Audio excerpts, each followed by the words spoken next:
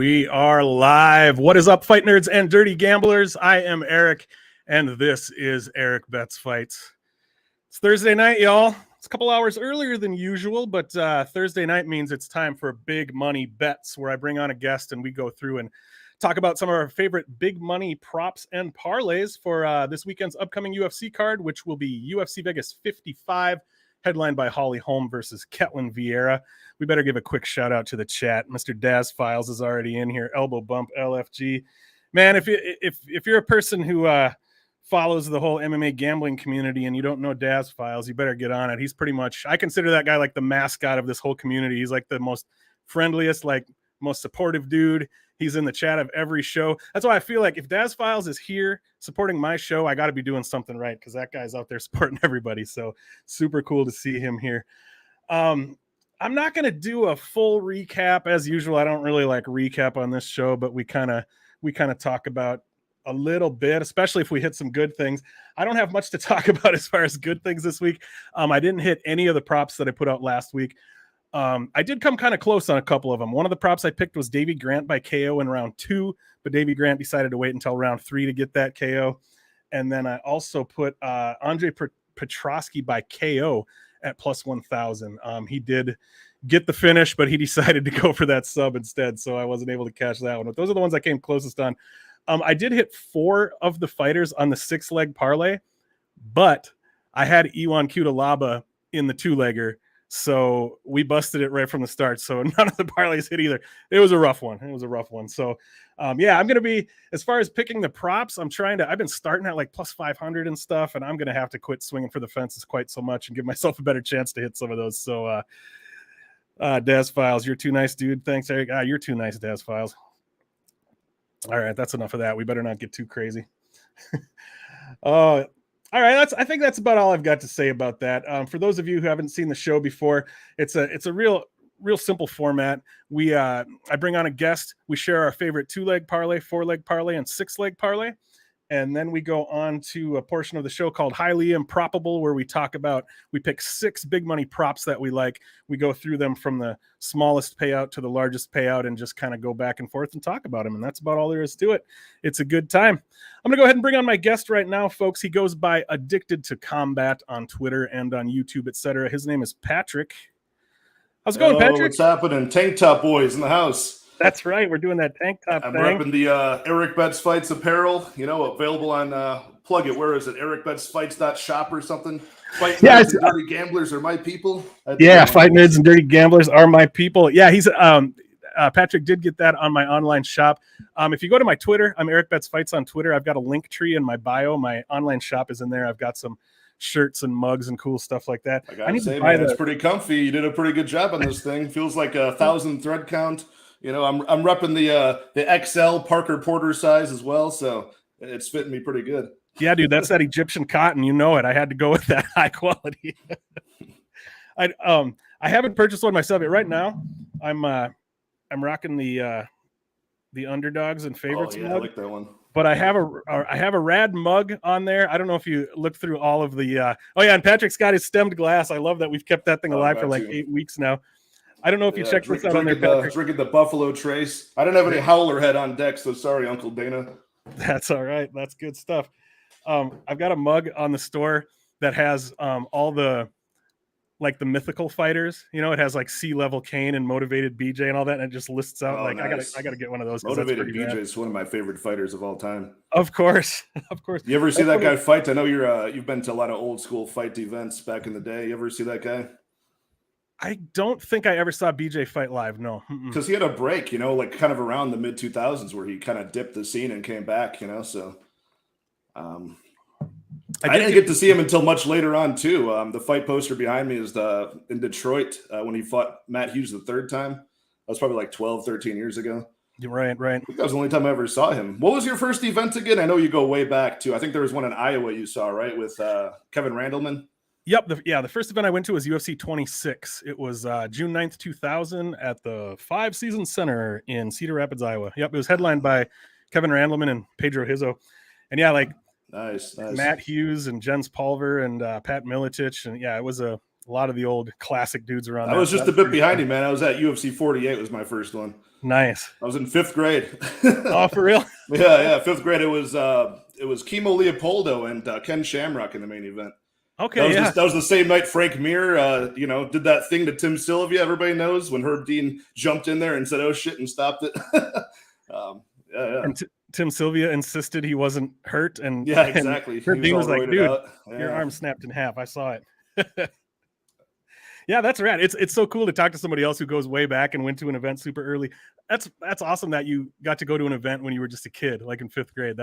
My mom started taking me to like mixed contests like that, Valet Tudo, freestyle kickboxing. I think my first one was around like kindergarten, honestly, because she was into Taekwondo too. So just wanted to see what we'd be doing in class. So we go and, pretty much do early tape study back when I was a kid. And eventually we're like, we can't do this local stuff anymore. Got to get out to Vegas and see the real thing. So it was always back and forth trips out there. And, it's been dozens upon dozens of UFC events all over the place.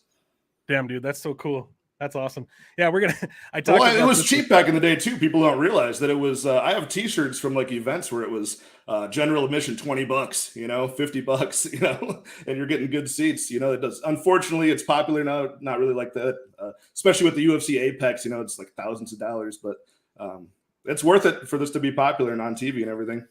Right. Yeah. That first one I went to, UFC 26, we paid $50. And we were like maybe 6 or 7 rows back. I mean, you're like shooting the shit with the guys after the fight. Yeah. Yeah, it was rad for sure. Yeah, that Apex, I'm gonna do the Apex VIP experience once. It costs like $1,500.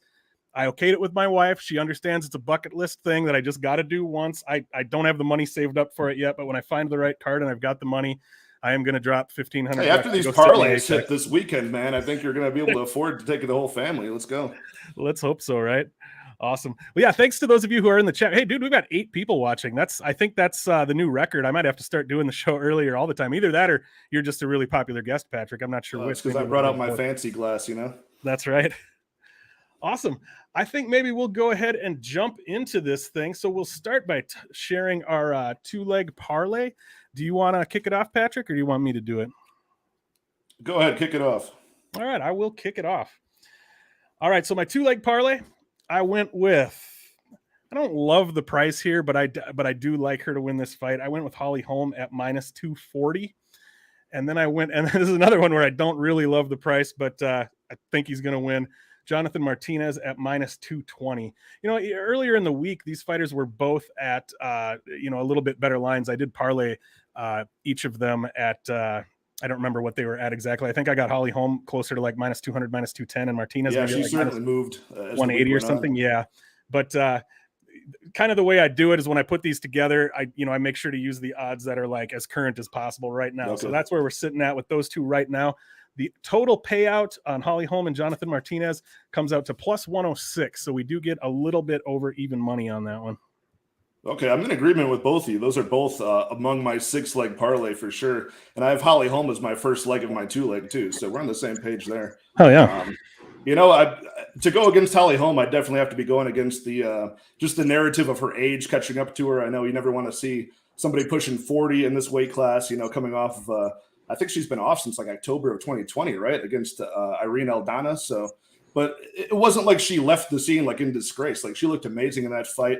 I think it was her 6th time, in a 5-round fight. And she actually sprinkled in takedowns and broke like her own record for significant strikes, like 154. So she looked incredible in that fight. And I think if she pushes that pace again, just the experience, the speed, the footwork, and, Ketlen Vieira is, it's kind of a double-edged sword, right? Like she's very flat-footed, slow-moving. That gives her the power and like, really good, strong hooks in the pocket, things like that. But I think the movement of Holly Holm is just going to be too much. And she's been struggling. She pulled out of a fight, I think it was like with Norma Dumont last year for like knee injuries and stuff like that. She's had a knee injury that's been recurring too. So you never like to hear those things, but just based on what we've seen, I got to take Holly Holm as well. And, like you mentioned, the money line is now pushing like -250.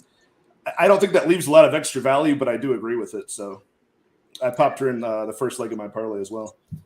Awesome. Yeah, I kind of think sort of like what I said about Ketlen Vieira last week. Like Holly Holm is one of those fighters that, she's developed such a solid game. It's hard not to trust her. She's just a really trustworthy fighter at this point. And unless you are, truly elite and truly among the best of the best, it's hard for me to see you getting past Holly Holm. And you did mention the age, and that's definitely something that I always try to take into account a little bit, but I just, and I don't even know why I feel this way necessarily, but I just don't feel like the age is going to have a huge effect on Holly Holm. I mean, obviously she's still in fantastic shape, and I think she's still going to look pretty solid at this point. Yeah, I agree. Well, we're just in the season of, I'm usually the first person to try to fade these people and, hop off the train as fast as I can when they start going downhill, past 40 years old and beyond. Every fighter is going to, for the most part, is going to end, especially if they're elite, they keep on taking fights. They have a string of losses at the end of their career. You want to hop off the betting train before that happens. Yep. Sometimes I jump off too early, though, and lately it's been like, Alexei Oleinik to Andrei Arlovsky to, Glover Teixeira, all of these people, Jan last week. And in the women's division, it was most recently, who was it? It was Sarah McMahon. She's up there in age too and still getting the job done. So I'm not too worried about it because I haven't seen a decline yet. Like I said, the last time we saw her against Irene Aldana, she looked amazing. So I'll take her to win this fight. Agreed. Who you got on that second leg? The second one, I have Michel Pereira, which is a little bit risky, but I'm very, very confident in him. I know Santiago Ponzinibbio is, he was one of my favorite guys in the weight class for a while, but he's one of these guys where I think he has actually reached that decline. He took that really long layoff where he had, he had staph infection, Pseudomonas infection. He had his bones got infected, he had just a crazy amount of injuries. I think he tore his lat or something crazy too. So he came back, after a long layoff, thought he was all good, and he got starched by, who was that, Li Jingliang in round one early last year. So that was no good. He comes back and looks okay against Miguel Baeza, actually pretty good. But now the stock in Miguel Baeza has actually dropped off, where that doesn't even seem that impressive. And now the flat-footed Jeff Neal actually, outpointed him into, a split decision win. So it's kind of tough. I think it's a tale of two trajectories right now for their careers. Like Santiago Ponzinibbio definitely probably peaked against Neil Magny back in that Buenos Aires card in 2018. And now he's kind of going downhill, and that momentum's kind of in the past. Whereas Michel Pereira had kind of trouble early in his career, pre-UFC, had trouble pacing himself in his first couple of UFC fights. And now he's looking really good, mixing in control time, strikes on the outside. And I think this is going to be a departure from the type of fighter that Ponzinibbio has been fighting, that slow, flat-footed, powerful striker. I think Michel Pereira is going to just use his accuracy and just tag him from the outside for a 3-round fight and win. Yeah, I like it. I think, as I was watching tape on this fight, the conclusion I kept reaching was that I think to have the best chance of beating Michel Pereira, you have to make him uncomfortable. You have to cut off the octagon. You have to get in his face. You can't let him dictate what's happening and get his game going. And I just don't know that I trust Santiago Ponzinibbio to bring that kind of pressure, especially at this point in his career. I think that he's going to probably let Pereira get his game going a little bit more than he should. So yeah, I'm with you there. I like it. Yeah, Michel Pereira, Holly Holm for the first 2-leg parlay is plus 149. Plus 149. I like it. Yeah. Awesome. All right. So for my 4-legger, I had Holm and Martinez for the first two. I did go a little bit risky in my 4-legger here. For my 3rd leg, I threw in Tabitha Ricci at minus 125. I like her a lot in this spot. This is one of those fights that I kind of see as obviously, Viana has a shot at finding a sub here, but apart from that, I have a hard time seeing her find a win. So I'm seeing this fight as one of those where it's like a fighter whose best win condition is a consistent process that's going to win minutes over time, and a fighter whose best win condition is catching lightning in a bottle in that one moment, kind of. I'm oversimplifying, but that's kind of my read on this. I think Tabitha Ricci is going to be probably able to wrestle here, probably able to win minutes with top control. And, she's a solid enough grappler. I mean, she's a high-level black belt herself. I think she's going to be able to keep herself out of trouble with the attempts that Viana will be making off her back. And then I did go with Joseph Holmes at minus 185. I keep going back and forth on how I feel about that line. I do think there's a decent chance that Joseph Holmes cruises in this spot. But at the same time, when I just think about him as a fighter, I'm like, man, paying almost 2-1 for a guy that I'm just not sure how much I trust him yet at this point. Right. it seems a little risky, but I also think that, just looking at the matchup, I think there are a lot of reasons to believe that he could cover that price and more at this point. So that 4-leg parlay overall, Holm, Martinez, Ricci, and Holmes, we come out to plus 471. That's hilarious because Tabitha Ricci and Joseph Holmes are my 5th and 6th leg of my parlay. So we're spot on in agreement. This might be a good weekend for us. My 3rd and 4th leg are Omar Morales is the 3rd. So Omar Morales is a guy who's kind of like what you kind of described Tabitha Ricci as, oddly enough, where it's just more of a consistent, not really the flash in the pan type of striker, just going to be consistent, going to be a brick wall of durability, I think, just over the course of 3 rounds. He's held up pretty good so far. He's never been finished. And, I just really don't think he will be finished in this spot. I think he's going to hold up and use his cage control, some just meat and potatoes, good straight 1-2s down the middle to kind of cruise his way to hopefully a decision. But I think he can win inside the distance too. I forgot. Do you know what he is on the money line currently? Omar Morales. Let me see. I got it pulled up here. Minus 135. Okay. Yeah. See, I feel like that's a fair price. I mean, you're kind of getting in the baked value of Uroš Medic and like kind of his, his high potential for finishes so far. But, the guy both of these guys got exposed in their last fight. I think it was back in September. They both got choked out on the same card. And, Uroš Medic had that tough fight against Jalen Turner, Omar Morales against Jonathan St. Pierce. So, both guys, I just don't see the same, trouble Omar Morales will face from Jonathan St. Pierce that he will from Uroš Medic. Uroš Medic will probably try to bum rush him early, and he's the type of guy where if he doesn't get the job done early, it's probably not going to happen late. So I think that's more of a safe pick for Omar Morales. Plus, he's back up at 155, and he's just a very, very large man at that weight class. Yeah, I like that because I think Uroš Medic has gone to the second round like once in his career, maybe, if at all. And like, I don't think he's ever gone over 1.5. Yeah, right. And so like, we just, it's never a great idea to just like assume that a fighter falls apart after the first round. But at the same time, when they've never gone past the first round, especially with the way he comes out and just throws everything. I mean, he throws caution to the wind and puts everything into everything. So it's fair to assume that he's probably going to fall off quite a bit if it does get past the first round. So yeah, I think it's definitely especially just like Omar Morales is tough, and just Uroš Medic has not really faced that much resistance. And when we did see him face some resistance in the UFC, he fell apart and got finished. Right. So if you look at the stats just on paper, I think when he fought who was that, Alon Cruz in his debut, his official debut, he went like 55 strikes to 0.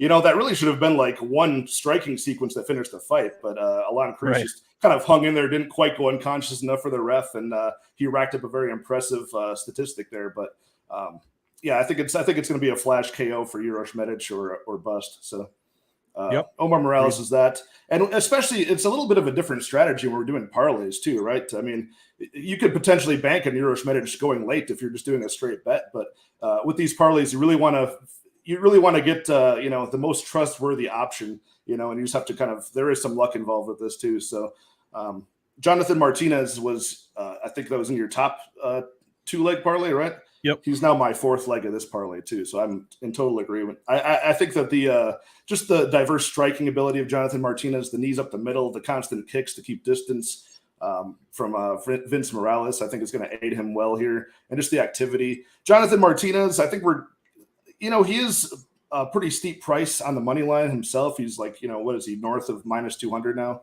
So it's tough. I do agree with it. I think he wins, but what gives a lot of people cause for concern is his last fight against Perez, right? He would win every single moment of the fight, and he'd get like dropped at the end of the round, and you'd be like, man, you just kind of undid everything you just did for the first 4.5 minutes of the fight. I had him in a big parlay, and that really was making me sweat there. So I might be sweating again with this, but that's why he's lower down on the 4th leg of this parlay, not in the top. So, but I really do think he has the skills to get the job done here. Yep, totally agree. What do we end up with a payout on that one? Plus 496 for that 4-leg. Awesome. Michelle Pereira, Holly Holm, Omar Morales, Jonathan Martinez. So almost 5-1. I like it. Yeah, we're almost in the same spot there. I was at 471 on. So sometimes my guests come on and blow me out of the water with the numbers. We're at least pretty close here. Yeah, I mean, I like a couple underdogs just in general this week, but man, I don't think they're parlayable. Like I don't feel so strongly about some of these underdogs that I'm going to throw them in a parlay. All 6 of these are going to be favorites. Some of them are slight favorites, but yeah, you really start blowing up those parlay odds, and you get to you've got a really strong lean, kind of like last week, a strong lean on Angela Hill or something like that. That'll make the parlay odds go through the roof. Yep. Yeah. I do sometimes like to throw one dog on these. I didn't do it this week either, but yeah, I mean, it's a tough week for dogs, honestly. Yeah. My 6-legger then, to recap, I've got Holly Holm, Jonathan Martinez, Tabitha Ricci, Joseph Holmes. I did go actually super chalky for the end here. I did put Jelton Almeida in there. Oh, there we go. 600 to minus 650. You don't get a lot of value, obviously, adding him to a parlay, but I just didn't see much else that I felt super comfortable with. And I did go with the crazy chalk on that one. But, I think this is honestly one of the most interesting and exciting fights on the card. I love fights like this. I'm in the same boat. Yeah. I'm confused by it. Yeah. It's just interesting because obviously, everybody's read on this fight is that it's going to go under 1.5. Almeida's going to come out here and just absolutely destroy Parker Porter. And I absolutely think that that's a likely outcome, but there are just so many interesting question marks here. I mean, Almeida's fighting a much bigger guy. I mean, Almeida's got probably 3-4 inches of height on him. And, Parker Porter is one of those dudes who probably would be like a light heavyweight if he dropped a bunch of weight, but still he's just big though, man. If you see the size of his legs and just his legs are huge. Absolutely. Yeah. Like he's a big built dude. Like he looks like a power lifter almost, he's giant. Yep. And I don't even know what he would look like if he has fought at way earlier in his career, like 10 years ago. I think he was fighting down at light heavyweight. He fought John Jones real early. Exactly right. He got finished by John Jones and then went to heavyweight like right after that, There was even a break where Gabriel Gonzaga left the UFC, like his contract expired, and everybody was wondering. I remember wondering where the heck he went, and he went and beat Parker Porter, and then came back to the UFC, signed another contract. So he's dabbled with some UFC caliber guys like all throughout his career. And so I keep thinking like, obviously Almeida is extremely athletic, extremely powerful. I mean, he's going to be the faster guy here, but how is he going to deal with? I mean, like you said, Parker Porter is just a big bodied individual. I mean, that guy is a barrel chested. He's just going to be, it's different. Even when you have the skills, it's really different to be trying to deal with a body like that when that's not what you're used to. Just even the ways that going for a body lock, going for a takedown, the ways that you do that's things. That's what I saw too, because he always darts in for a blast double, gets him against the cage, then clasps his hands to get the body lock. I don't think his arms are big enough to do that against Parker Porter, honestly. Right. So he's going to have to do something else. But then the trade-off is big guys like that are usually, they get off balance very, very easily. So, I'm sure there's at least some token fat guy at their gym he trains at that he's used to tossing around. It's probably not hard to find somebody that looks like Parker Porter to drag into the gym for sparring practice, Right. So I do think there's every reason to believe that Almeida wins this fight, but especially if we get to round 2, like this is one of those spots where, if I make this 6-leg parlay, even if I put some money on this, I still want Parker Porter to win because it would just be such an interesting and exciting outcome. If this fight goes past round 1, I root against my bets all the time, man. Just as a fan, but, it just happens that way. But yeah, the Jelton Almeida experiment is crazy. I mean, he's got a lot of hype. I mean, his Dana White Contender Series fight was, it was okay. I mean, just because the opponent he was facing was like, wow, he kind of like out grappled like a Russian grappler. It wasn't overwhelmingly impressive, but the fight against Danilo Marquez was very impressive. Mm-hmm. So that makes this interesting. But Parker Porter's huge, man. And Jelton Almeida, I saw in his records because I couldn't see all of his fights. They're kind of like in the Brazilian obscurity, but he was listed on like Sharedog and Tapology at fighting at heavyweight like once or twice. But I couldn't see what he weighed in at for those fights because they were like some rinky-dink promotion somewhere in the favelas somewhere, but I couldn't actually see. Do you know what he weighed in at heavyweight in the past or no? No, I have no idea. But yeah, it'll definitely be interesting to see the weigh-ins for this. I can't wait for that tomorrow. See what he looks like, and just to see how they look like next to each other. So yeah, I'm really excited. Well, like, how would you feel about that if you weighed in at like 210 pounds or something like that? Would you care? Would you think that would make a difference or no? I don't really know. I don't really know how I would feel about that. I'm actually, I'm not a person, and this might change over time. I'm still like fairly new to all of this handicapping and stuff. I don't put a whole lot of weight, pun intended, into the weigh-ins so far. I know some people really, really do take that into account in their capping quite a bit. I don't, for the most part. I know some people are they prefer to wait, and they're okay with getting a worse line if they're able to see the information from the weigh-ins. And I tend to make my bets earlier and try to get the better line. That's how I lean at this point in time. The only thing it's helped me out with is the parlaying, because sometimes I'll have fighters parlayed and load up certain units calculated in a certain way, and then the fight falls off, especially during COVID, so that's kind of I'll wait for the parlay sometimes until the day of. But yeah, it's all about beating that line movement. And sometimes the weigh-ins have just thrown me off. I'll see somebody look horrible on the scales and they go in there and look amazing the next day, so yeah, that's how I try my best to ignore it too, honestly, and just trust the tape study. Yep, that's kind of where I'm at with it as well. And then my sixth leg, for the sixth legger, I went with Jun Yong Park at -200. Oh, okay. And that's a spot that is a little bit like I was saying with the Ricci fight and one other fight, as far as where it's like sort of the process versus somebody who needs to catch lightning in a bottle a little bit. Obviously, Erik Anders he's a big, powerful guy. He's very athletic, but he's one of those dudes who just hasn't really developed his skills to the level that they should be at, in my opinion. Like sometimes when guys are really strong and really athletic like that, they continue to rely on that rather than actually bringing their skills to the next level. And I think he's a little bit guilty of that. And, he's going to have the physicality edge here. He's going to be like the way I'm looking at it size wise, which is the one concern I have here pretty much, is that, Anders is a guy who can fight at light heavyweight and has fought at light heavyweight. I see Jun Yong Park as a guy who could potentially make 170. He does carry a little bit of fat. He has in the past, yeah. He was a lot younger, but he's fought catch weights at 175, and he's fought at welterweight before.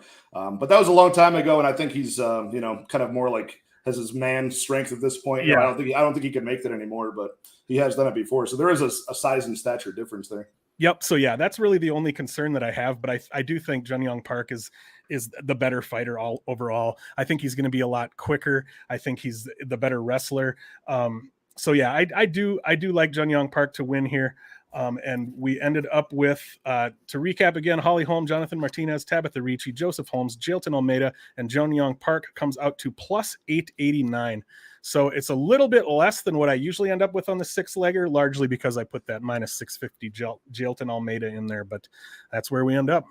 Okay, yeah. I'm right with you with the I did Pereira, Holm, Omar Morales, Martinez we went over. I agreed with you on Tabitha Ricci, and I added Joseph Holmes on there as well. So I'm seeing the same thing with Joseph Holmes, just a huge, just a youth advantage, a size advantage. I mean, there's nobody that can match that guy's physical stats at 185, except for who we just lost to, which was Jamie Pickett, was like maybe an inch or so difference in reach. The height was about the same.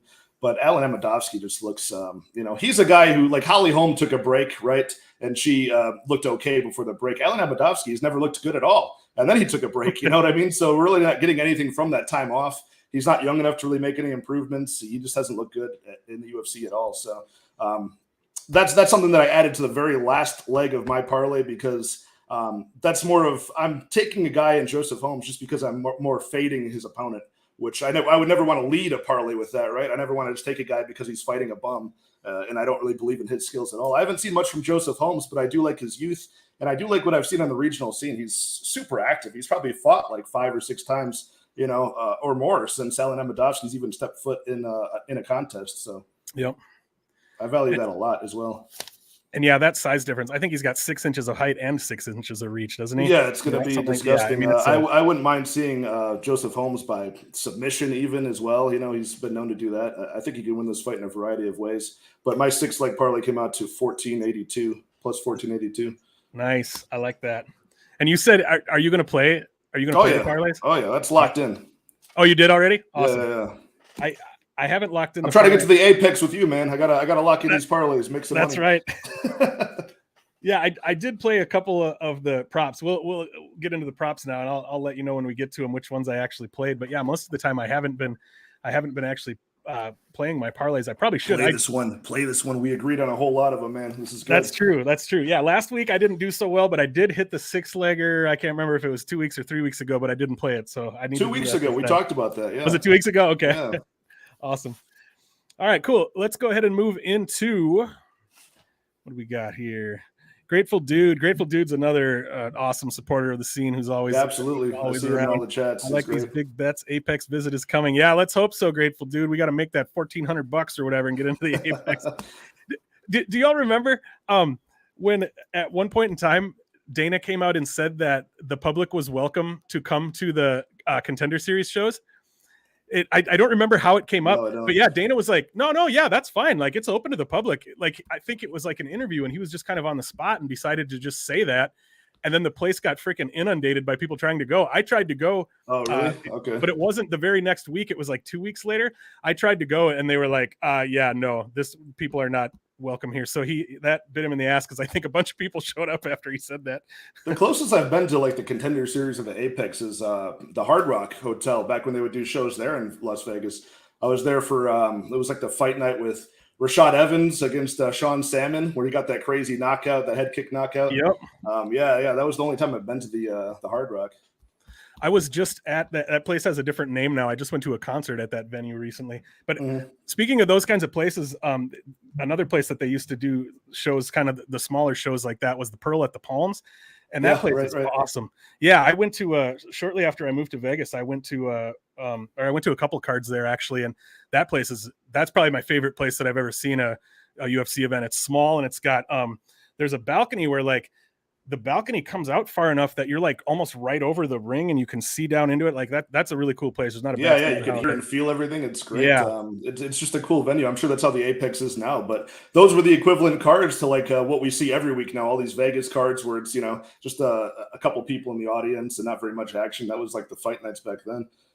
Yeah, and that's why, like, even though the Apex is an awesome thing for the UFC, it's not as awesome of a thing for a big MMA fan living in Vegas, because before, these like little shows would be at the Pearl at the Palms and stuff. Yeah, you just walk over. Yeah, and like sometimes, I could just check tickets the day of and sometimes find a ticket for like $80 and just head over to the Pearl at the Palms, and now they do all those shows at the Apex, so I can't do that anymore. Yeah, find some scalper outside of MGM Grand and walk in. Yeah. All right, let's go ahead and jump into these props. So for those of you who haven't seen the show before, probably everybody here has, but yeah, we're going to go through 6 props. We're going to start with the lowest payout and build our way up to the highest payout. My first prop, and the payout is plus 270 on this. Oh, you're starting way higher than I am. I thought we were starting low. That's lower. That's lower than I usually am, but yeah, I'm still starting fairly high, but I'm going plus 270. Sam Hughes by decision. I've seen it, and my book doesn't have this. This is one that I would play if my book had it. I know, I've seen a fair number of people who are pretty confident in Elise Reed on this fight. And I try not to be biased. Everybody has their biases. Elise Reed is one of those fighters where I just don't see it yet. Maybe I will eventually. I made a post yesterday on Twitter that was like, what is Elise Reed good at? And I wasn't even trying to be negative. I was literally asking because I wanted answers to that question. She just doesn't impress me. And I'm not saying Sam Hughes necessarily impresses me either, but I do think this is a winnable fight for Sam Hughes if she pushes the wrestling. And I think a lot of the time, if you look at the matchups Sam Hughes has had, she's been at an athleticism disadvantage a lot of the time. And I don't think that's going to be the case here. I think Sam Hughes is going to be the stronger, more athletic, more physical fighter here. And I think if she does look to push the wrestling, if she does look to keep it grimy and not give Elise Reed space to use her kicks and use her striking, I think this is a very winnable fight for Sam Hughes. So I went with Sam Hughes by decision at plus 270. I have not, if they drop that on a book that I have access to, I'll probably play it. And I've even been looking at possibly playing Sam Hughes's money line, but I think she was up closer to like plus 150 earlier, and she's at like plus 135 now. So I'm not sure, but I think I kind of like her as an underdog here. Yeah, I do too. She's one of my 2 underdog picks of the week, and that's my third prop on this list is Sam Hughes by decision. I only got it at plus 240 on Bovada Sportsbook. I actually did lock that one in. Nice. Again, not that I'm like overly impressed with Sam Hughes, not that I'm overly impressed with Elise Reed. I'm certainly not. And you ask, what does Elise Reed do well? Well, she does well at punching the lights in of like little leprechauns that don't like to wrestle, like Corey McKenna. That was very frustrating as a somebody who had Corey McKenna kind of like parlayed up on some of the later cards. Yeah, and she would actually finally give you that glimmer of hope and like go for like a clinch and a takedown with like a minute left and just barely get her to the mat, with a minute left and just absolutely do nothing. And I was actually angry that was a split decision, like when they called it, because I would have felt dirty winning that bet. I would have gladly counted my money, but I would have felt dirty because that was just a blatant robbery. If she would have won that fight, she did not deserve to even get a split. I like Sam Hughes just for the relentless pressure. I think you're right. Elise Reed is, one of these very linear strikers, very good form and everything like that when she has the distance to do so. She's got like a Taekwondo background. I think she still trains at a Taekwondo gym, I want to say. I don't know if she's moved anywhere bigger, but Sam Hughes does need the takedowns, though. For the love of God, she needs the takedowns, or at least just push her against the cage and just get control time. Sam Hughes can do this because at least for Sam Hughes, she's not like a lot of the other women in the division that are, like her size and lacking her skills. They're kind of afraid of getting hit. They don't wear damage well. Sam Hughes will gladly just like make her face a catcher's mitt and walk into strikes and kicks and knees and punches and just keep on walking forward, So if she can at least have the game plan to do that, but then get a takedown at the end of it and then maybe eat less punches and get some control time, she can win this fight.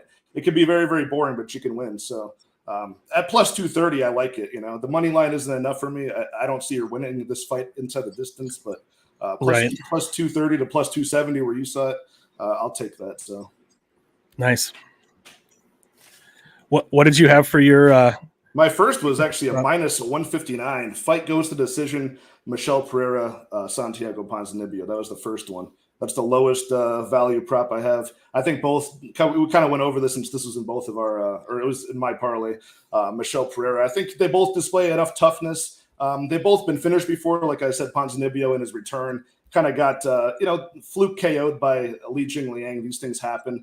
But since then, he's looked very good. He's worn a lot of damage against heavy hitters like Jeff Neal and Miguel Baeza, and he's, held up just fine over 3 rounds. Michelle Pereira, the same thing. He's been slept before in pre-UFC lifetime, but since then, he's, been able to roll with the punches and do very well to avoid getting finished. So I think both guys, it'll be a close fight. I think Santiago Ponzinibbio will pressure forward, but at the end of the day, lose a decision. But I think it'll at least go to decision. And that can kind of, sometimes I do add props to kind of like punctuate the parlays, something that covers both sides in case that parlay fails. I won't lose as much money, Yep, I like that. I also like that. I like that you went with, not with a huge plus money for your first parlay or prop, excuse me. I like when guests come on and kind of approach it differently because, like I said, I've been having entire shows where I haven't hit a single one of my props because I've just been starting up too high, and I'm still starting up pretty high here. But I like that you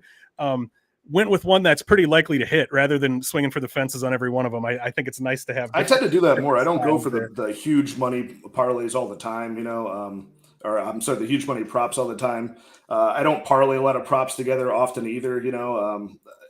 It's hard enough to call, how the fight's going to happen, who's going to win, much less parlaying them all together. If there's some obvious ones like, for instance, this card, you could probably call like fight, goes over 2.5 for most of these fights and probably come out money, but it's just not a fun way to do it. I like to, like I said at the beginning, I like to actually kind of punctuate the parlay and try to like insure myself with the props in a way, so it's not going to save me. It's not going to maybe break even. If that parlay should fail, I'll probably be negative for the week, but it'll at least soften the blow if this fight goes to decision and Ponzinibbio gets his hand raised in a split decision, at least then I got that win and I didn't lose as much.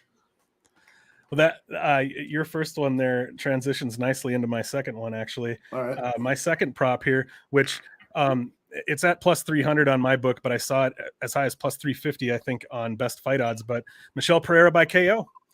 Oh, and, there we go. I do actually. I lean this fight to go to decision as well, like you were saying. But this, that's a spot at plus. Yeah, at plus 350, I wouldn't mind potentially taking and this isn't one that I have played, so I'm not sure if I will or not. But I mean, if nothing else, like Michelle Pereira, obviously he came into the UFC as a complete wild man and figured out pretty quickly that he needed to temper that a little bit. He's still a little bit of a wild man, but he's not doing 6 backflips on his way to the cage and being tired by the time he gets there. Yeah. He was going to get DQ'd eventually, Right.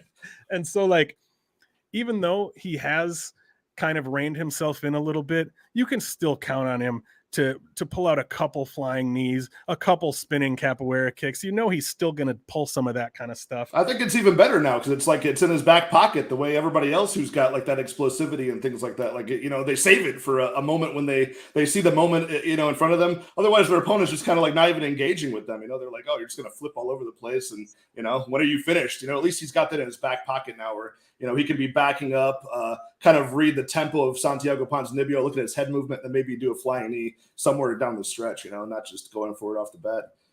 Because I do worry about the cardio of Michel Pereira as well. So I'm glad he slowed down a little bit as well.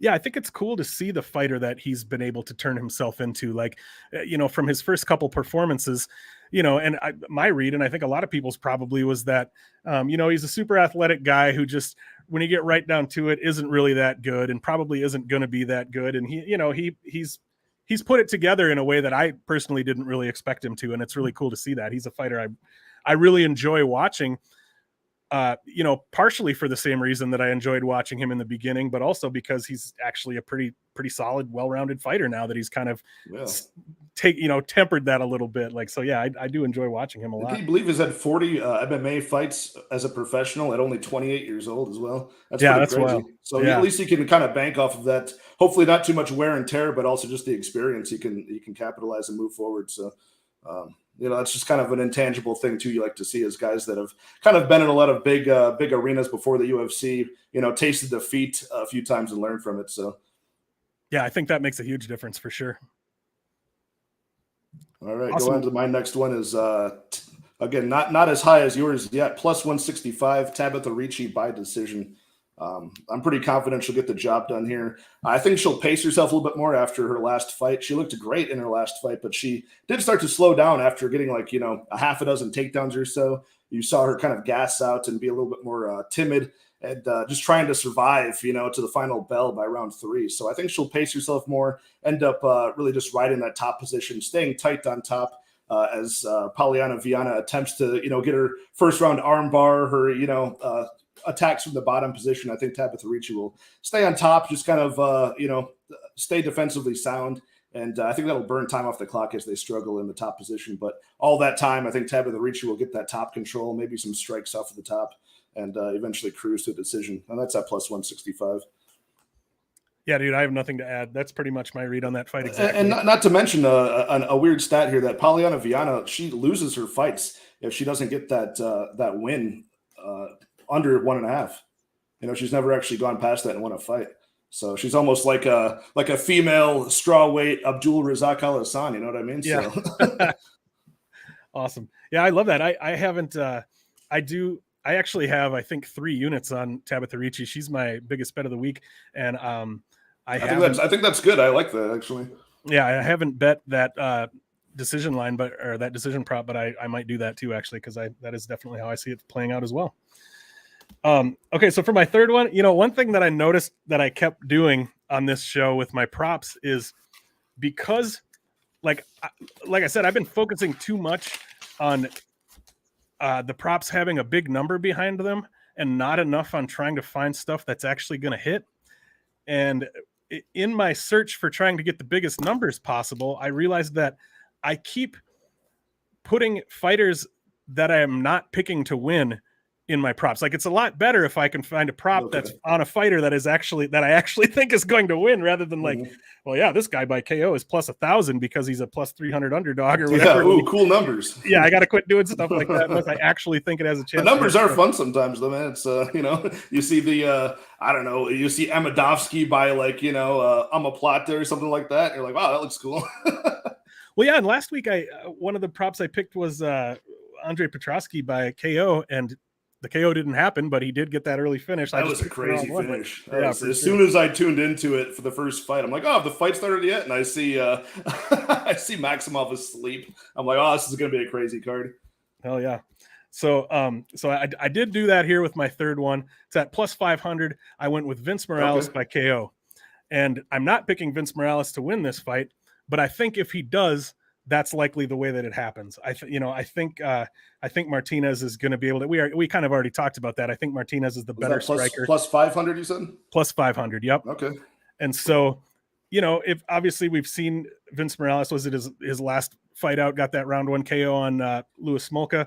We have seen Jonathan Martinez get caught and get knocked out. My pick here is I think Jonathan Martinez is probably going to win a decision, but as Vince Morales does win, I think it's going to be because he's coming forward aggressively and he manages to find the chin of Jonathan Martinez. I don't mind a shot on that. I haven't bet this one yet, but I don't mind a shot on that at plus 500, as I do think it's the most likely winning path to victory for Vince Morales, who is the underdog here. Yeah, I don't see him winning a decision over 3 rounds over Martinez. I have to see it as, and Martinez has shown some defensive liability before. I mean, we just talked about a while ago when I was mentioning how much I was sweating last time, Martinez fought because Perez had him in all sorts of trouble at the end of rounds 1 and 2. So it's possible he leaves his chin out there. He gets countered, and sometimes he gets hit by things that, everybody else really should see coming except for Martinez. So. Right. I don't mind that at plus 500. That's I thought that would be lower than that. Mm-hmm. All right. My next one is a KO as well. It's Chidi Njokuani in round 1. KO is plus 350.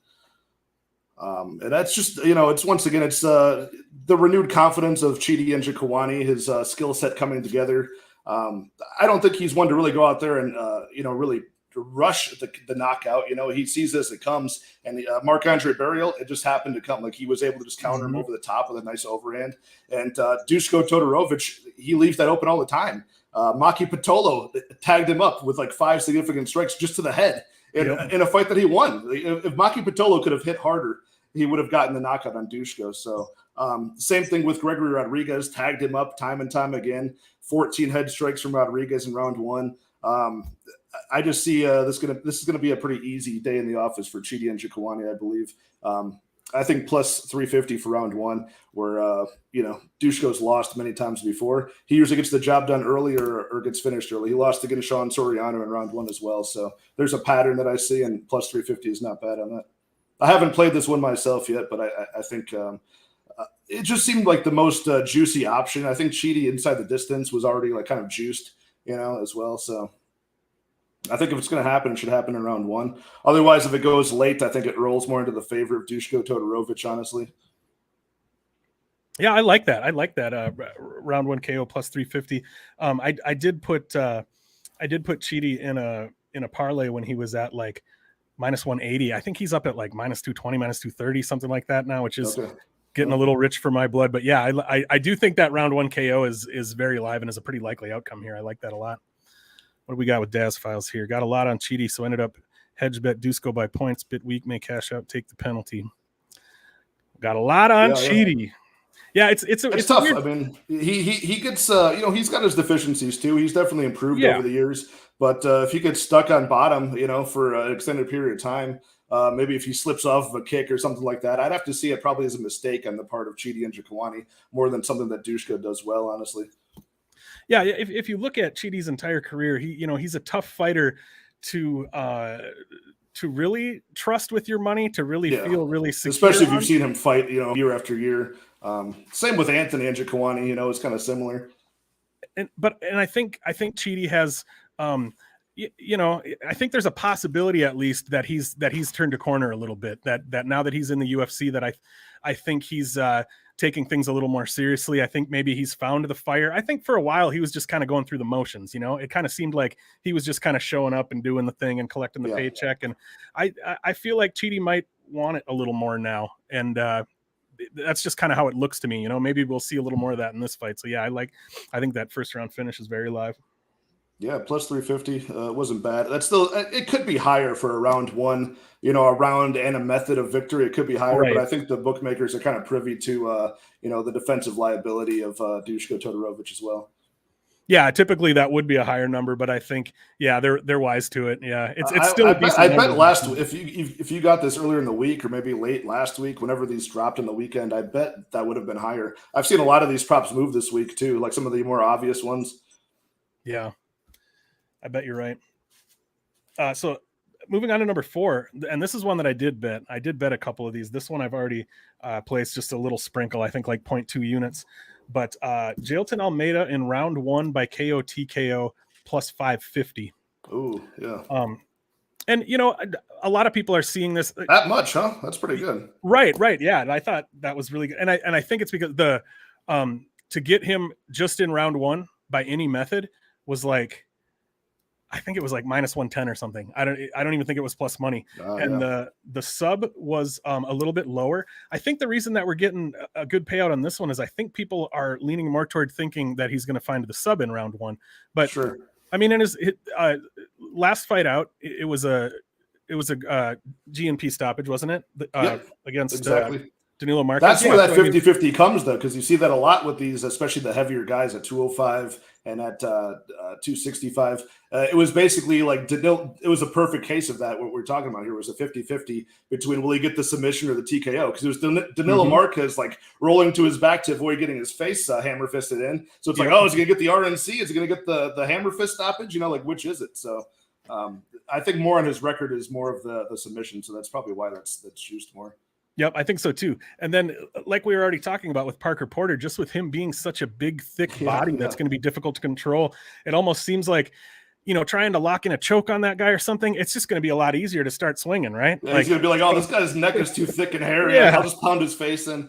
Yeah, I could see that, or I could see like an arm triangle submission or something if this, if he really gets tired. But I think you're right. I think the KO is much more alive.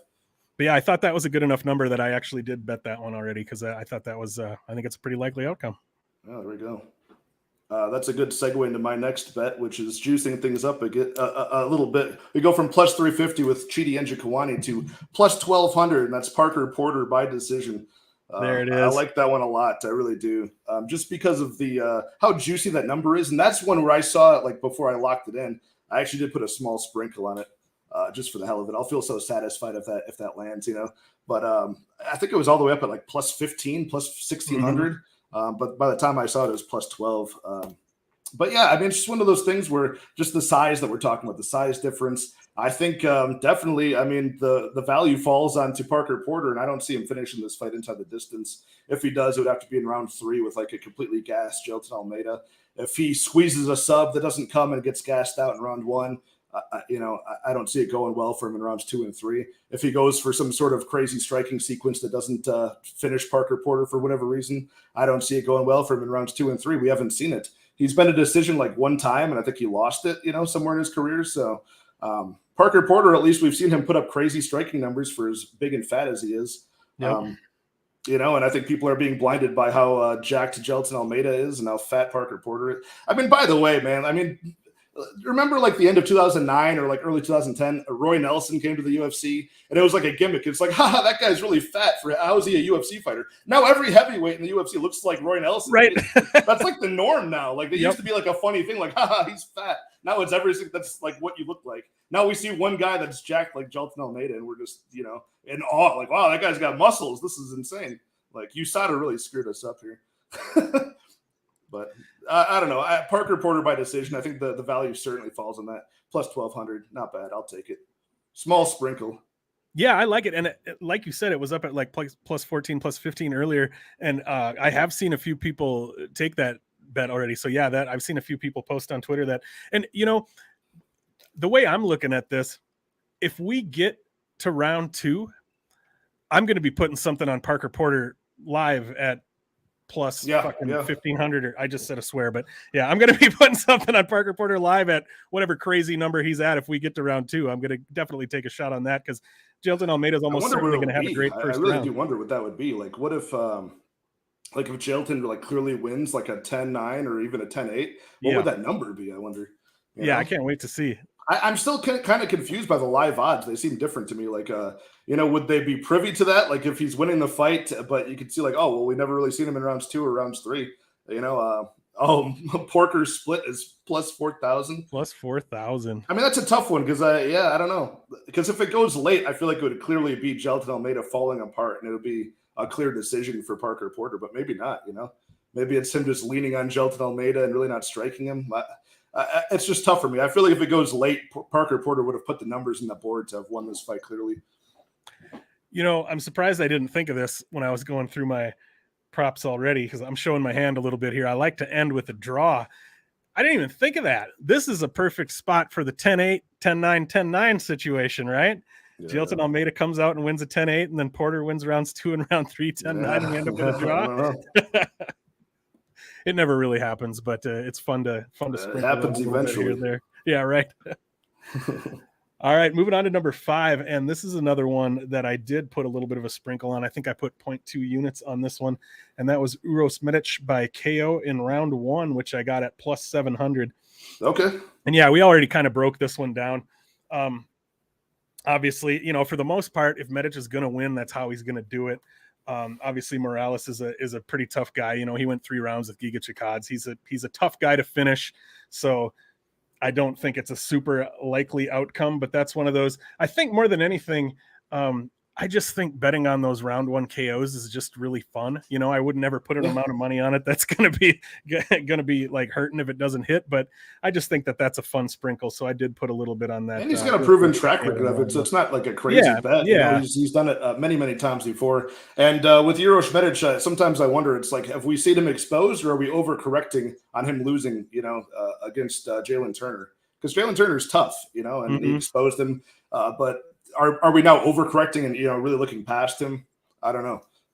I like Omar Morales for sure, but plus 700 just on that off chance that he gets that KO, I don't hate that at all. Yeah, plus 700 for what is number by far his most likely win condition. Yeah, he's not going to go out there and sub him, I don't think. Mm-hmm. Next up for me is we're moving towards. I got a few on this one. I got some bonus ones here. Okay, cool. This is because I find this to be a very, very confusing fight and a very close one. This is Erik Anders and Junyoung Park. Anders by decision is plus 350. Anders by split decision plus 1100, which is kind of where I'm leaning, because I think this is going to be. I think the judges are going to be very confused by this fight. I think it'll be Erik Anders with a lot of the cage control, using his physicality, his bigger frame to just control Junyoung Park, slow the pace down. Just the knees against the thighs in the clinch, maybe get a takedown here and there. But I think it'll be Junyoung Park in the later parts of the fight, just with that meat and potato style of striking, better fundamental boxing, and just getting more volume. Everybody out volumes Erik Anders. So I think it'll be very, very close. I think it'll be Erik Anders, winning round 1, and then it's a toss-up in round 2, and then round 3, probably Junyoung Park. So, that draw is out there too, plus 6,600. Yeah. I think this is a clear example of one where I think everybody's going to be confused as to who wins this fight. I don't think anybody's going to be happy with the outcome, and I think it'll be close.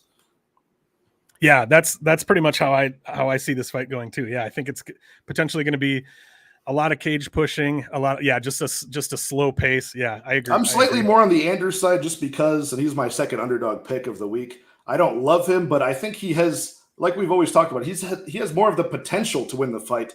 But Junyoung Park has more of the proven track record of actually going out there and doing what it takes to win the fight. So I'm slightly leaning Erik Anders. I think he has the potential to come through just with his size and things like that. I don't think if he wins, I don't think it'll be very exciting. I think it'll be boring. But one of those Randy Couture style, cage clinch fests, but I think he can do it. And by split decision, that plus 1,100, I like. Dude, I like that too. Yeah, I like that. I don't think I have I don't usually have access to split decision lines. That's one that I would potentially. Yeah, this is Bovada Sportsbook. Yeah, I don't have an account there. I might have access to it. I'm not sure. But try it out, man. You can parlay props too. Yeah, that's nice. That's nice. But yeah, did you bet that one? Did you bet that plus 1,100? Not yet, but I probably will. Yeah, I like that. I think that's a good spot. That brings us to, we're already at number 6, huh? Yeah, you definitely went way higher, found some better spots toward the end here. My biggest one is only plus 800. So for my 6th, I went with Joseph Holmes by sub in round 2 at plus 800. Oh, there we go. Yeah, we talked about that. I like that a lot. Yeah, and this is one of those where I didn't necessarily have a particularly great reason for going with round 2. I did kind of look through. He has 8 pro wins. 3 of his pro wins are by rear naked choke in round 2. So that was the closest I could come to a stat that backs up me picking round 2. But more than anything, it was just because I wanted to get the bigger number than. He's talked about it though. I'll add on to that. Why I like that a lot for round 2 is because he's his biggest fear is gassing out the way he did against Jamie Pickett. He never wanted to gas out like that again. So he might pace himself in round one. And then usually when guys like Alan Amadovsky come off of a huge layoff, you have one of the tale of two fighters that come off of a long layoff. They either blitz and try to get the job done early, or they are super timid and they try to drag it late and just get reaccustomed to the octagon. So I think that that does aid in that going past round one, or at least into round two. Yep, those are good points, and that's one that I haven't played yet, but I probably will, because I do think that's a reasonably likely outcome there. What was the number again? Plus 800. I like that. Yeah, I mean, he's done that many times. So just to push it to round two for plus 800, because I think just him sub in general is like plus 200. I want to say it's something very low. Yeah, I can't remember exactly. Let me pull that up quick. I'm pretty sure. Yeah, it was like plus 2. I was shocked at how low it was because I wanted to play it, but I was like, I can't do that for only plus 200. Yeah, it's at plus 215. Yeah. Like I can't do that just in general for that either. Yep. Cool. Where are you at for number 6? Last one. I'm cheating a bit here. I'm picking 2 and parlaying them together for plus 88,000 odds here. We're taking Parker Porter by decision with Erik Anders Jr. Park draw. And I've locked that in plus 88,000 odds. Those 2 props parlayed. So you did play that one? We're going to the Apex, baby. Let's go. Dude, that's awesome. That's definitely the biggest number anybody's done here. So I'm going to be sitting on Dana's lap after this cashes, all right? Now, like, once I bring Lou Betya on here again, when I like cycle through guests I've already had, he's going to be like, well, now that I know we can parlay. Oh, he's good. I follow him on Twitter. He's always got some really yeah, he's great. He did one that I actually tailed because it made sense a while ago. It was maybe a month or 2 ago, but it was like Kyler Phillips submission round 3 with God, who else was it? It was somebody who's fighting Roxanne Modafferi at the time to win by like round 2. And it was close, man. It was close. It was like $25 to win like 10K. Shout out to Lou Betya if you're watching. It was an amazing attempt there that almost hit. And I didn't parlay it, but I did hit Kyler Phillips by sub in round 3 on that one. It was like plus 1,400. Yeah, I got it at plus 1,200 on BetOnline. Yeah, so that was pretty rad. Grateful Dude says the Apex VIP treatment is coming. Yeah, man, we also walking down that red carpet, sitting on Dana's lap. Like, absolutely, that's hilarious. Our fancy glasses. Absolutely, man. And give me that 6th one more time. Read me through that again one more time. That's Erik Anders versus Junior Park goes to a draw at plus 6,600. Parlayed with Parker Porter by decision, and parlayed together, that's plus 88,000. That's freaking insane. Mm-hmm. Yeah, man. I tell you what, if that hits, we got to like take a little. Well, what I figured was if Parker Porter wins by decision, I figured the Anders one has to hit. It has to be a draw. Yeah, right. It just follows, right? Yeah. Like if we're already lucky, it's just meant to be. Hell yeah, I love it. Well, yeah, man, we've got about an hour. We're kind of creeping up on the end here. Is there anything else that you wanted to add or wanted to talk about before we close the book on big money bets? Did you follow any Eagle FC action tomorrow? I haven't. I looked at the card a little bit. I don't have any bets or anything. I don't have any bets yet because it's the odds are crazy. But just there are some crazy fights in there, man. It takes me back almost. There's some guys in there like Hector Lombard and my boy Thiago Silva going at it. Yep. Thiago Silva was like my favorite fighter back in the day. He's just so crazy. He's out of his mind. Absolutely. Very hot and cold fighter, but neck tats and everything. And, it's just, it's cool to see that somebody like that is still trying to fight and make a couple of dollars somewhere. Khabib's really taking care of people. Wasn't it him that got in trouble for like pulling a gun at the gym or something? Do you remember that? Like, yeah, so what 15 years ago or something. Yeah. So what had happened was Thiago Silva, his dirty wife was like cheating on him with like the gym coach or something. Yep, that's right. So he had some altercation with them. The cops were called. He got arrested, and I think he was released. Charges were dropped or something like that. So the UFC actually dropped him from the roster after that. He'd already been caught for steroids a couple times. That's forgivable, but the whole wife thing isn't. So they dropped him. And then once the charges were dropped, they reinstated him. And then footage came out online of him like threatening the guy with the gun. So then they dropped him again. Yes, I remember. So it was back and forth. Like he didn't know if he was in the UFC for a long time. Yeah. Eventually, he went and fought for Russia and a bunch of other places, and it's had mixed success. But he's a great fighter, a very scary dude. Mm-hmm. Yeah, as you were talking about that, I was thinking like, God, I thought I remembered even seeing a video clip of this. And like, I do remember seeing that. He's one of those just tortured guys that's just meant to be a fighter, you know, like probably like kicked out of the house and abused at like 11 years old and just lived in the gym, you know. For sure. Yeah, that's him too. Dirty wife. That's right. How dare you betray Thiago Silva? He's a good man and a great fighter. But yeah, I'm definitely gonna watch that show though. There's definitely some fun. I love seeing the the kind of fights that make a lot of fans say like, oh, why are you marching these corpses out? Like, I love those fights because I love the nostalgia aspect. I'll watch any fighter that's past his prime and gets picked up by another organization. Dos Santos fighting Jorgen De Castro. Yep, I'm all about it. I'm all about that. I was the biggest Junior Dos Santos fan, man, but I might have to. I don't know how he's holding up these days. It's been a while. Like, that's why I like Eagle FC, because they're like, Khabib must give these guys like a giant pep talk. Like, you still have it. It's been 10 years, but you still have it. You can be a champion again. Like, these guys just need to stay at home. It's fun to imagine those conversations. Right. They have very awkward conversations like the day before the fights, like Chael Sonnen and like what's his face, Henry Cejudo and Khabib. Like, I'll be sitting on a couch just having the most awkward conversation imaginable. Like the three guys that would never get along, but they're trying to have small talk on the camera. It's a pretty fun show. Yeah, dude, I dig it. Yeah, I think they put on a nice production. I had a really good time with their last show. Yeah. Awesome. Well, yeah, I think we'll go ahead and call it. Why don't you let everybody know kind of where they can find you and what you got going on, Patrick? All right. Well, thanks for watching, guys. My name is Patrick. I run a YouTube called Addicted2Combat. So follow me on Addicted2Combat. We just broke 100 subs. Thanks to a lot of loyal subscribers so far, just new to the MMA gambling scene, at least on YouTube. So follow me on there and on Twitter as well, the same handle. So, just looking to keep growing. I don't expect much from this. I just want to talk to other knowledgeable people like Erik Bets Fights, everybody in the comments. Made a lot of friends on Twitter, so just a nice community. We can just all put our heads together and make some money. So follow me there. Everybody make sure you follow Patrick. He's one of those old school fans who's been there, was raised in a martial arts family, been watching MMA for a long time. Definitely give him a follow. I don't know the rules to any other sport. I know the gist of basketball. I know the gist of football. They got to run to one side of the field. They're put in the basket. I don't know all the different rules. All I know is the sport. So dude, I'm pretty much the same way. I hear that. And yeah, those of you who are watching who don't already know, obviously you're watching me on the Erik Bets Fights YouTube channel right now. If you can drop a like, drop a comment, drop a subscription, I appreciate all of that. Make sure to head over and do that with Patrick's stuff as well. I think I've got links for all of Patrick's stuff down in the description for the video too, so you can find his Twitter and his YouTube there. And I appreciate you, and congrats with your stuff with Never Hedge too. That's a big. Oh yeah, cool. So. Yeah, I'll mention that here too as I close up. But yeah, you can find me on Twitter at Erik Bets Fights, also on Instagram at Erik_Bets_Fights.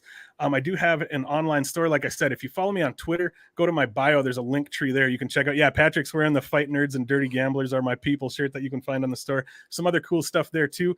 I recently joined forces with a group called Never Hedge Media, who's bringing some people under the umbrella that are covering not only MMA gambling, but also betting on other sports. They're doing stuff with crypto and NFTs and stocks. I won't be touching any of that because I don't know anything about that. I'm just going to be an MMA gambling guy. But yeah, go check out Never Hedge Media on Twitter, on YouTube, etc. as well. But as always, thank you so much for being here. Thanks to Grateful Dude, Bryce Brown, Border Rage, Daz Files. Who else we got here? Victor De Jesus, Thomas Lucia. I appreciate all of you popping in and hanging out in the chat with us. And as always, have a great night. Enjoy the fights this weekend. And that's about all I got for you, folks. Thanks again for being here, Patrick. Have a good night, everybody. It's been a pleasure. See ya.